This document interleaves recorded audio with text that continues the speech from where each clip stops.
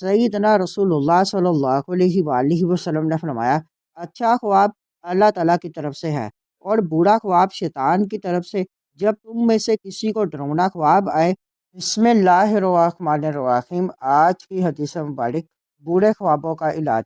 صحیح بخاری حدیث نمبر 3292، صحیح مسلم حدیث نمبر 2261۔ حضرت ابو قتادہ رضی اللہ تعالیٰ عنہ سے روایت ہے کہ سیدنا رسول اللہ صلی اللہ علیہ وآلہ وسلم نے فرمایا، اچھا خواب اللہ تعالیٰ کی طرف سے ہے اور برا خواب شیطان کی طرف سے۔ جب تم میں سے کسی کو ڈراؤنا خواب آئے تو اپنی بائیں طرف یعنی 3 بار تھوک دے اور خواب کے شر سے بچنے کے لیے 3 دفعہ اعوذ باللہ پڑھے۔ اس طرح کرنے سے برے خواب کا کوئی نقصان نہ ہوگا۔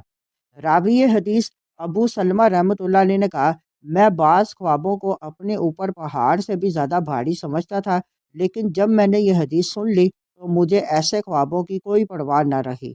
تعلیمات نبویہ کے مطابق اچھا خواب آنے کی صورت میں اللہ تعالیٰ کی حمد کرنی چاہیے، اور برا خواب یا ڈرونا خواب آئے تو اس حدیث مبارک پر عمل کرتے ہوئے بائیں جانب یعنی اگر قبلہ نہ ہو تو 3 بار تھوک دے اور 3 مرتبہ اعوذ باللہ من الشیطان الرجیم پڑھے۔ پھر سونا ہو تو کروٹ بدل کر سو جائے اور ایسے خوابوں کا کسی سے تذکرہ نہ کرے۔ نیز شیطانی اثرات سے بچنے کے لیے برے کاموں کو چھوڑنا چاہیے اور برے لوگوں سے دور رہنا چاہیے۔